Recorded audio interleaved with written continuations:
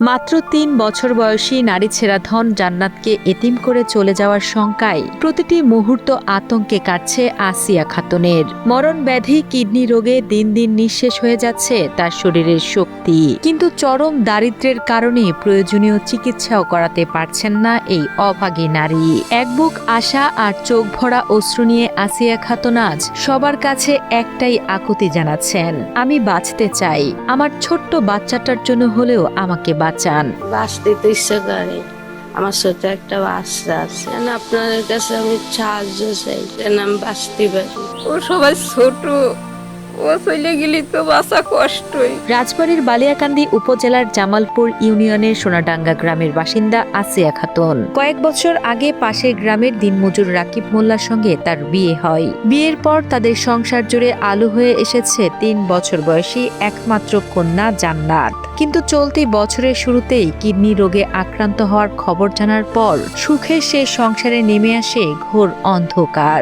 দিন যত গড়াচ্ছে ততই বাড়ছে আসিয়ার শারীরিক যন্ত্রণা। চিকিৎসকরা দ্রুত ও নিয়মিত চিকিৎসা চালিয়ে যাওয়ার পরামর্শ দিলেও অর্থাভাবে তা সম্ভব হচ্ছে না।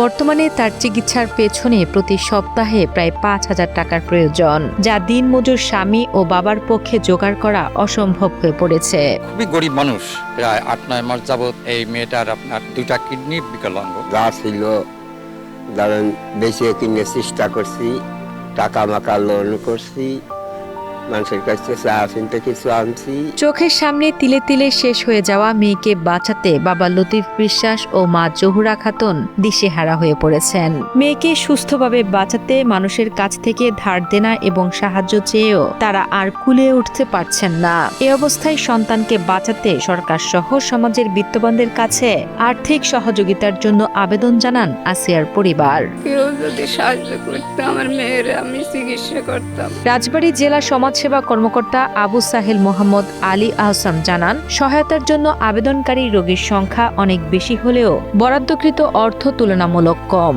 ফলে সব আবেদনকারীকে আর্থিক সহায়তা দেওয়া সম্ভব হচ্ছে না। তাই আসিয়া খাতুনের জীবন বাঁচাতে সমাজের বিত্তবান ও মানবিক মানুষদের এগিয়ে আসার আহ্বান জানান তিনি। এরা যে আবেদন করছে সেই তুলনায় আসলে আমরা যে অর্থ পাচ্ছি সেটা আসলে খুবই অপ্রতুল।